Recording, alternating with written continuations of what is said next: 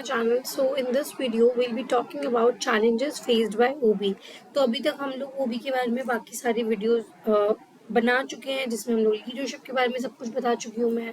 OB के historical antecedents के बारे में बात कर चुके हैं हम, और उसके नेचर के बारे में बात कर चुके हैं। तो आज की इस वीडियो में हम लोग challenges faced by OB के बारे में बात करेंगे, राइट? तो understanding OB has never been a more important for managers, because उन्होंने जो जितने मैनेजर्स होते थे ना, वो क्या करते थे, जो उनके अंडर जो मतलब मेंबर्स ऑफ द ग्रुप होते थे, उनको कभी भी एज एसेट्स नहीं देखते थे, या उनको एज ह्यूमन बीइंग्स नहीं देखते थे। They actually saw them as human capital, okay, जो बेसिकली लेबर की तरह उनको देखा जाता था। उसके बाद take a quick look at the dramatic changes in organisation, किस तरीके से चेंजेस आए हैं ऑर्गेनाइजेशन के अंदर, ठीक है। Typical employees getting older, more women and people of color are in workplace, फिर corporate downsizing and heavy use of temporary workers are serving the bonds of loyalty that tied many employees to their employers. Global competition requires employees to become more flexible, cope with rapid change. The global recession has brought to the forefront the challenges of working with and managing people during uncertain times. Right, तो इसके अंदर हमें बता रखा है कि अभी currently क्या चल रहा है ऑर्गेनाइजेशंस के अंदर, कैसा चेंज आया है। तो उसमें देखा गया है कि किस तरीके से जो एम्प्लॉयज़ हैं वो धीरे धीरे इतने सालों से काम करते आ रहे हैं, ठीक है, बड़े बड़े पोजीशंस पे कैसे लोग अभी भी बैठे हुए हैं, फिर किस तरीके से डाउन साइजिंग हो रही है, ठीक है, किस तरीके से लॉयल्टी को उनको सर्व किया जा रहा है। फिर उसके अलावा क्या कहते हैं, ग्लोबल कंपटीशन किस तरीके से आया है। तो अब क्योंकि इतना आज के ग्लोबलाइजेशन के बाद जब इतना वेल कनेक्टेड है सारी कंट्रीज, तो क्या हुआ है, उस वजह से कंपटीशन बहुत अराइज हुआ है। कंपटीशन की वजह से जो लोग हैं, जो एम्प्लॉयज़ हैं, they need to be very flexible and cope with rapid change, right. तो उनको वो करना चाहिए। एंड ये भी देखा कि रिसेशन हुआ है, तो कितने सारे और भी चैलेंजेस आए हैं। एंड वर्क, क्योंकि चैलेंजेस आएंगे क्योंकि आपको डिफरेंट तरीके के लोग के साथ जो एम्प्लॉयज़ हैं उनके साथ काम करना है और मैनेज करना है उनको इन अनसर्टेन टाइम्स। बीट कोविड में भी कितना सारा ये सब चीज़ें देखी गई थी। In short, today these challenges bring opportunity for managers to use OB concepts। तो आज के टाइम पे इनको फुल एक तरह से फ्रीडम दी जाती है कि वो ये जो अपॉर्चुनिटीज़ हैं उनको यूज़ कर सके, ठीक है, कॉन्सेप्ट्स की जो कॉन्सेप्ट्स हैं OB के उनको यूज़ कर सके। Now responding to economic pressure, जब हम बात करते हैं तो इसमें क्या है, during difficult economic times effective management is often at a premium, ठीक है। जब ऐसे डिफ़िकल्ट इकोनॉमिक के जब टाइम आते हैं, जब रिसेशन चल रहा है या कुछ ऐसा होता है, तो इफ़ेक्टिव मैनेजमेंट की सबसे ज़्यादा ज़रूरत होती है, because anybody can run a company when business is booming. क्योंकि अब वही ना, चढ़ते सूरज को सलाम जैसे करते हैं, उस वक्त तो कोई भी उसको संभाल रखता है। Because the difference between good and bad management reflect the difference between making a lot of money and making a lot more money, ठीक है। तो अगर आपकी जो मैनेजमेंट है वो कैसी है, गुड है या बैड है, वो रिफ्लेक्ट करती है difference between making a lot of money and making a lot more money, कि पहले से बहुत ज़्यादा मनी और ज़्यादा मनी, दोनों में कितना डिफरेंस है, ठीक है, कितना आप कमा पा रहे हो। When times are bad, though managers are on the front line, अगर बुरा टाइम भी है तो जो मैनेजर्स होते हैं वो फ्रंट लाइन पे होते हैं with employees who must be fired, who are asked to make do with less and who worry about their futures, ठीक है। तो यहाँ पे वही है कि मैनेजर्स हमेशा फ्रंट लाइन पे होते हैं, ठीक है, उन्हीं एम्प्लॉयज़ के साथ जिनको फायर किया जाता है सबसे पहले, जिनको बोला जाता है कि कम करो, या वरी, जो अपनी फ्यूचर के बारे में वरी करते हैं। Difference between good and bad management can be difference between profit और loss, ultimately between survival and failure. क्योंकि अगर वो अच्छा काम करेंगे तो प्रॉफिट होगा, तो वो सर्वाइव करते रहेंगे। लेकिन अगर एक भी गलती हुई तो लॉस होगा, और अगर लॉस हुआ तो उनको सीधा निकाल दिया जाएगा, ठीक है, फायर कर दिया जाएगा. अब managing employees well when times are tough is just as hard as when times are good. तो क्या होता है कि जब आप एम्प्लॉयज को मैनेज करते हो ना, तो क्या होता है, जब टफ टाइम होता है उस वक्त मैनेज करना उन लोगों को उतना ही हार्ड है, जब उतना ही जितना कि टाइम्स अच्छा होता है. जब अच्छा टाइम है तब भी तो उनको मैनेज कर ही रहे हो, ठीक है. बट क्या होता है कि उसमें दोनों में से किसी में भी ऐसा नहीं है कि ज्यादा है. दोनों में अगर अच्छा टाइम चले तब भी मैनेजर को जो है, जो मैनेज करना होता है एम्प्लॉयज को, वो तब भी उतना ही मुश्किल होता है. और तब भी बिकॉज आपको सुपरवाइज और गाइड तो उन्हें तब भी करना है ना, ठीक है. But the OB approaches sometimes differ in good time. तो जो ओबी अप्रोच में के थ्रू जब हम देखते हैं तो वो इसमें थोड़ा डिफरेंस होता है. जब हम अच्छे टाइम में देखते हैं, अंडरस्टैंडिंग हाउ टू रिवॉर्ड, अगर अच्छा टाइम चल सब कुछ चल रहा है, इसका मतलब वो अच्छा काम कर रहे हैं, तो उनको कैसे रिवॉर्ड करना है, सेटिस्फाई करना है, and retain employees is at a premium. But बुरे वक्त में कुछ इश्यूज होते हैं जैसे कि stress, decision making, coping come to the fore. ठीक है, तो ये चीज़ें हैं जिनको हमें ध्यान में रखना पड़ता है, जो डायमेंशंस होते हैं उस दौरान. Next is responding to globalisation. ठीक है, तो organisation are no longer constrained by national borders. तो अब कोई नेशनल बॉर्डर्स ही नहीं है. जैसे बर्गर किंग है जो एक ब्रिटिश फर्म है, मैकडोनल्ड्स है, ये सब यहाँ के नहीं हैं, ठीक है. बट आज अगर आप कहीं किसी बड़ी सिटी में है तो आपके घर के 2 किलोमीटर के अंदर ही अंदर आपको मिल जाएंगे ये, राइट. तो वही बात होती है. तो ग्लोबलाइजेशन इज हाउ कितना आसानी से everything is at our reach. हम हर एक चीज़ जो एक्सचेंज कर पा रहे हैं, बीट कमोडिटी, बीट मनी और इंफॉर्मेशन, एनीथिंग, ठीक है. तो यहाँ पे कुछ एग्जांपल्स दिए गए हैं कि यहाँ की बेसिकली जो फोन मेकर्स जो है Nokia are increasingly being recruited from India, China and other developing countries. तो यहाँ पे बस थोड़े एग्जांपल्स दे रखे कि होंडा जो कार बनाता है इन ओहायो, ठीक है, फोर्ड ब्राज़ील में. तो ये बस दिखाते हैं, लेकिन वर्ल्ड वाइड ये गाड़ियाँ लोग चलाते हैं. ये क्या है, ऑटोमोबाइल मेकर्स जो मैन्युफैक्चरर्स हैं बेसिकली, ये अपने अपने बॉर्डर्स के बाहर भी बेचते हैं उन चीज़ों को. The world has become a global village. तो वर्ल्ड क्या बन चुका है, ग्लोबल विलेज बन चुका है. In the process that managers job has changed. तो अब आज के टाइम में अगर हम देखें तो मैनेजर का जो जॉब है वो भी चेंज हो चुका है. Increased foreign assignments. If you are a manager you are increasingly likely to find yourself in a foreign assignment, ठीक है. Transfer to your employees operating division or subsidiary in another country.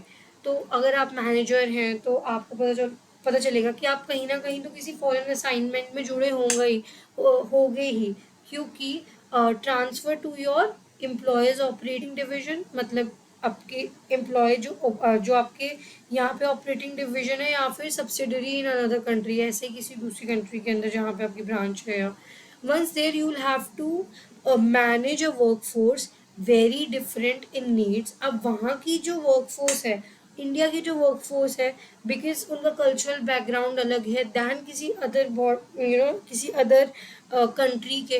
तो इन सब की needs, aspirations, attitudes, ये सब अलग होते हैं. बिकॉज अगर इंडिया में देखा जाए कुछ साल पहले तक भी लाइक यहाँ पे लेबर सस्ती होती थी, तो यहाँ पे लोग जो थे थोड़े मनी माइंडेड थे, यहाँ काम करते थे इधर कि भाई उनको एक तरह से डेली वेजेस मिल सके. बट बाहर अगर आप कहीं देखें, सपोज यूएस में अगर आप देखें, तो वहाँ पे जो लोग हैं they are not actually only working for money. मतलब money is not the only driving force. उनको जॉब सेटिस्फैक्शन चाहिए, उनको मतलब अच्छे एक तरह से अच्छी ट्रीट करना चाहिए, फिर ह्यूमन लाइव्स, एवरीथिंग जितने ह्यूमन राइट्स हैं हर चीज़ को भी उनको ध्यान में रखना होता है. जो अदर देन सैलरी जो चीज़ें हैं वो भी बहुत ज़्यादा मैटर करती हैं. तो हर तरीके से नीड, एस्पिरेशन, एटीट्यूड्स हर एक इंसान के अलग होते हैं, अलग अलग, क्योंकि सब लोग बैकग्राउंड से आ रहे हैं.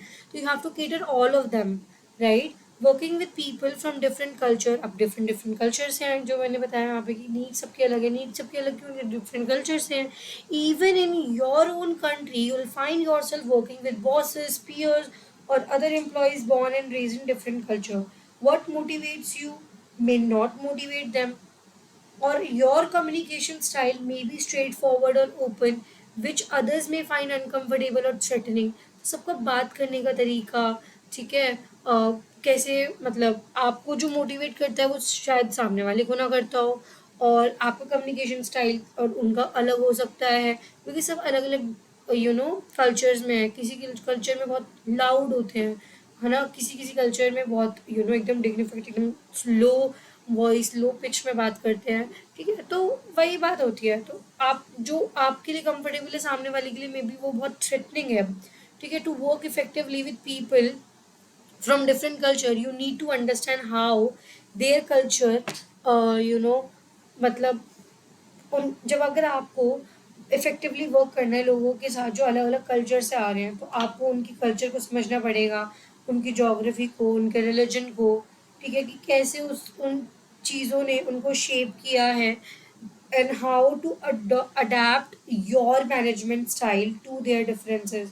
कि अब ये differences तो ठीक है, बट मैं अपने जो लीडरशिप स्टाइल है, जो मेरी मैनेजमेंट स्टाइल है, उसको कैसे अडाप्ट करूँ इनके लिए, ठीक है, वो चीज़ देखना होता है। मैनेजर्स एट ग्लोबल कंपनीज जैसे मैकडोनल्ड्स है, डिज्नी है, कोका कोला है, have come to realise that economic values are not universally transferable, ठीक है, वो ट्रांसफर नहीं होती, ठीक है। अब यहाँ पे आ जाओ, management practices needs need to be modified to reflect the values of different countries in which an organization operates। तो जो मैनेजमेंट है वो प्रैक्टिस करती है कि वो मॉडिफाई करे, ठीक है, और रिफ्लेक्ट करे सबकी वैल्यूज जो अलग अलग कंट्रीज से आ रहे हैं इन देयर ऑर्गेनाइजेशन के ऑपरेशंस में, कि how the actually that organisation operates. Now overseeing movement of jobs to countries with low cost labour. नाउ एक तरह से आउटसोर्सिंग की यहाँ पे बात की जा रही है। It's increasingly difficult to for managers in advanced nation, जो एडवांस नेशंस में है, सपोज अभी के लिए मान लो यूएस, ठीक है, उनके लिए बहुत डिफिकल्ट है, जहाँ पे मिनिमम वेजेस बहुत ज़्यादा हैं। जैसे मैंने आपको ऊपर बताया था कि अलग अलग कंट्री की नीड्स एस्पिरेशंस अलग है, तो मैंने आपको बताया था ना कि वहाँ पे उनके लिए अदर देन सैलरी भी चीज़ें होंगी। जैसे यहाँ पे देखो मिनिमम वेज की बात करें कि यार टिपिकली $6, और फॉर मोर एन आवर, ठीक है, 1 घंटे के लिए $6 और उससे ज़्यादा रुपए मिनिमम है, ठीक है, to compete against firm that rely on workers from China and other developing nation where labor is available for 30 cents an hour। तो वो लोग क्या करते हैं, अब जहाँ पे इतनी महंगी लेबर, जहाँ पे उनको सस्ती मिल रही है, जैसे चाइना या other developing countries, beat India, ठीक है, वहाँ से ले लेते हैं क्योंकि उन्हें बहुत सस्ती पड़ती है, वही लेबर वही काम उनको करके दे रही है, बिकॉज यहाँ की लेबर जो है वो सस्ती है, एजुकेटेड है और एफिशिएंट है, right. It's not by chance that many in the United States wear clothes made in China, work on computer whose microchips came from Taiwan, and watch movies filmed in Canada. In a global economy, job tends to flow where lower cost gives businesses a comparative advantage। तो जब आप कहते हो globalisation की वजह से जो world है वो एक ग्लोबल विलेज बन चुका है, तो ग्लोबल इकोनॉमी के अंदर जो जॉब्स हैं वो भी फ्लो करती हैं जहाँ पे लोअर कॉस्ट होता है, क्योंकि वहाँ पे बिजनेसेस को ज़्यादा एडवांटेज मिलती है। दो लेबर ग्रुप पॉलिटिशियंस, जो लेबर ग्रुप्स हो गए, जो पॉलिटिशियंस हो गए, एंड जो लोकल कम्युनिटी लीडर्स हो गए, है ना, वो क्या करते हैं, seeing the exporting of job as undermining the job market at home, ठीक है। अब वही है, देखा जाता है वो चीज़ें भी हर कोई देखेगा ही ना। Managers face the difficult task of balancing the interest of their organisation. तो जो मैनेजर्स हैं वो फेस करते हैं डिफिकल्ट टास्क ऑफ बैलेंसिंग, मतलब उनको जो ये डिफिकल्ट टास्क है ना बैलेंस करने का, कि सबके इंटरेस्ट उनकी ऑर्गेनाइजेशन के अंदर, वो उनकी रिस्पॉन्सिबिलिटी होती है कि अलग अलग कम्युनिटीज से जो लोग आ रहे हैं उन सबके इंटरेस्ट को बैलेंस करना वो उनकी जिम्मेदारी है, क्योंकि दे हैव टू ऑपरेट, है ना, एक ऑर्गेनाइजेशन के अंदर। तो वो कैसे ऑपरेट करेंगे, जब एक ग्राउंड मैच करेगा ना, अगर उनको डिसरिस्पेक्टिंग लगेगा कुछ, why will they work for that firm just because of अगर कोई बहुत, अगर उनको किसी और फॉर्म से या कहीं और से भी अपॉर्चुनिटी मिल रही है, तो why will they work for your firm? Managing workforce diversity, अब इस ग्लोबलाइजेशन की वजह से डाइवर्सिटी तो आई, जैसे हम कल्चर की बात करें, वैसे रिलीजन अलग है, जेंडर अलग है, और भी 50,000 चीज़ें अलग हैं, ठीक है। Women, one of the most important challenges for organization is adapting to people who are different, क्योंकि आप अडाप्ट कर रहे हो अलग अलग लोगों को, अलग अलग सबकी पर्सनैलिटी है। We describe the challenge as workforce diversity, क्योंकि जो काम कर रहे हैं वो क्या है, वर्कफोर्स है, उनकी diversity. Whereas globalisation focuses on differences among people from different country, तो यहाँ पे क्या है, डिफरेंट लोग आ रहे हैं from different country. Workforce diversity जो है वो एड्रेस करती है differences among people with in given countries, ठीक है, उनके अंदर भी डिफरेंस होता है। अब हम यहाँ दिल्ली में हैं सपोज, ठीक है, अब दिल्ली में एक फॉर्म है, अब मेरी सपोज मैंने बाहर से रिक्रूटमेंट नहीं कर रखी है कोई भी, ठीक है, सारी इंटरनेशनल रिक्रूटमेंट नहीं है कोई भी, सब के सब जो है नेशनल है, तो क्या तब भी हम सब सिमिलर हैं? नहीं, तो तब भी डाइवर्सिटी आती है। वर्कफोर्स जो डाइवर्सिटी है वो एक्नॉलेज करती है workforce of women and main, many racial and ethnic groups, individual with variety of physical and psychological abilities, सबके different है, right? And people who differ in age and sexual orientation, managing this diversity is a global concern. तो ये जो इतनी diverse population आ रही है, एक workforce आ रही है, उसको manage करना is genuinely a concern, a global concern, right? The most significant change in the US labor force during the last half of the 20th century, 20th century का जो last half है, तो उसमें अगर हम देखें तो significant changes आया था labor force में, ठीक है, कहाँ की, यूएस की। रैपिड इंक्रीज देखा गया था in the number of female workers, तो फीमेल वर्कर्स बहुत इंक्रीज हो गई थी। इन 1950 for instance only 29.6% of the workforce was women. तो जब अगर हम देखें 1950 में बस इसको चलो 30 मान लेते, 30% वर्कफोर्स थी फीमेल, 2008 तक 50% तक अप्रोक्सीमेटली पहुंच गई थी वही चीज़, ठीक है, तो बहुत रैपिड इंक्रीज आया था। The first half of the 20th century will be notable for changes in racial and ethnic composition and an ageing baby boom generation, ठीक है, वहीं से बूम धीरे धीरे धीरे स्टार्ट हुआ। By 2050, Hispanics will grow from today's 11% of the workforce to 24%, blacks will increase from 12 to 14, and Asians from 5 to 11%. Right? ये कुछ data है. Now, stimulating innovation and change, again ये भी एक इशू है। अब ये कैसे इशू है, बल्कि ये तो हमें चाहिए ही ना, ये इशू कैसे हो गया? टुडेज सक्सेसफुल ऑर्गेनाइजेशन जो है ना, must foster innovation and master the art of change, तो उनको तो क्रिएटिविटी दिखानी चाहिए ना, क्योंकि तभी वो सक्सेसफुल हैं, तो कुछ तो ऐसा यूनिक आइडिया होगा उनका, और they will become candidates for existence, वो एक्सटेंशन, तो एक्सटेंड हो जाएगी, उन कोई और कंपनी आ जाएगी जिसके बेटर आइडियाज़ है, इनोवेशन है, क्रिएटिविटी है, वो वाली कंपनी आ जाएगी।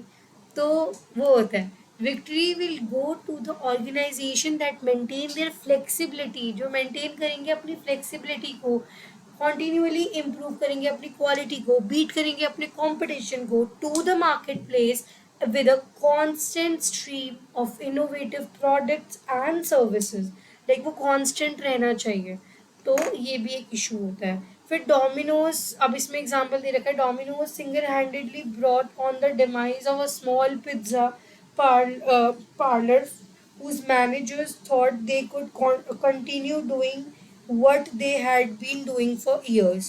Amazon.com is putting a lot of independent bookstores out of business as it proves you can successfully sell books and most anything else from a website, and ठीक है, तो innovative ideas है ना ये सब चीजें, ठीक है, एक पर्टिकुलर चीज पे पूरा अपना बिजनेस बना रखा है लोगों ने, तो सी कितना ज्यादा स्कोप है।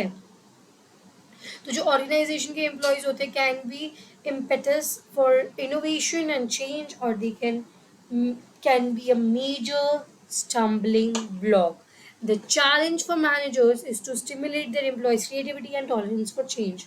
तो उनको ना ही सिर्फ क्रिएटिविटी अपने जो एम्प्लॉयज़ हैं उनके अंदर स्टिमुलेट करती है कि भाई ब्रेनस्टॉर्म करके बढ़िया बढ़िया आइडियाज़ तो आ गए, लेकिन क्या वो अडेप्टेबल हैं? जो चेंज आएगा उससे कहेंगे नहीं भाई हम तो काम ही नहीं कर पाएंगे, हमने आइडिया तो दे दिया बट उसको इम्प्लीमेंट नहीं कर पा रहे हैं, तो वो नहीं होना चाहिए।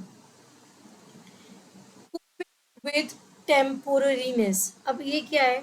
देखो ग्लोबलाइजेशन ने क्या किया, एक्सपैंड कर दिया कैपेसिटी को, एडवांस कर दिया टेक्नोलॉजी को, ठीक है? तो उससे क्या होता है, जो ऑर्गेनाइजेशन होती है वो बहुत फ्लेक्सिबल हो गई है, ठीक है? अगर उनको सरवाइव करना है तो उनको फास्ट एंड फ्लेक्सिबल होना इज़ वेरी इंपॉर्टेंट। तो इससे क्या होता है, जो जितने मैनेजर्स हैं और जो एम्प्लॉयज़ हैं जो आज काम कर रहे हैं इन अ क्लाइमेट, वो क्या है, वो टेम्परेरी होता है because they need to be very flexible and fast, ठीक है?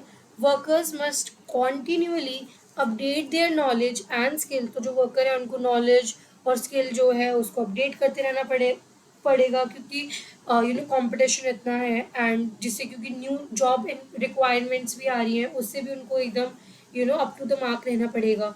And production employees at companies such as Caterpillar, Ford, Alcoa now needs to operate computerized production equipment. तो अब हर चीज़ क्योंकि टेक्नोलॉजी इतनी हाई आ रही है तो वो जो टेक्नोलॉजी तो आ गई, अब उसको चलाना भी तो आना चाहिए ना, उसके लिए भी तो ह्यूमन चाहिए। That was not a part of their job description 20 years ago। उनको वो जब चीज़ें तो नहीं बताई गई थी ना जब वो जॉब ज्वाइन कर रहे थे, सपोज कोई बहुत पुराना एम्प्लॉई है, but now they have to update themselves, right?